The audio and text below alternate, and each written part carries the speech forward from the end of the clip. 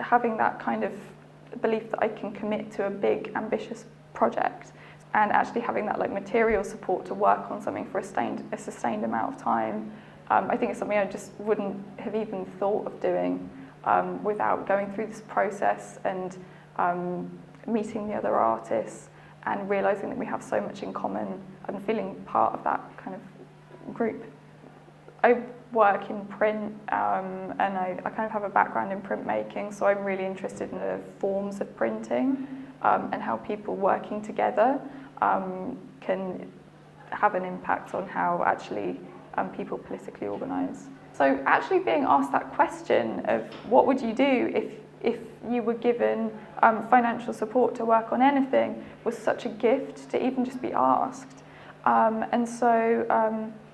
I would really like to go away and invest time and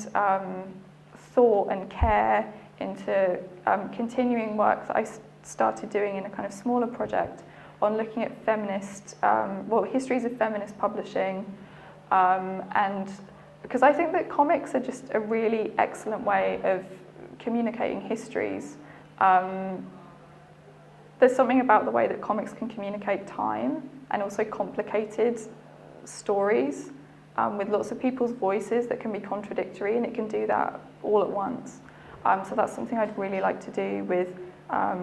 looking into feminist publishing in the UK and how people can work across decades, and they're kind of not,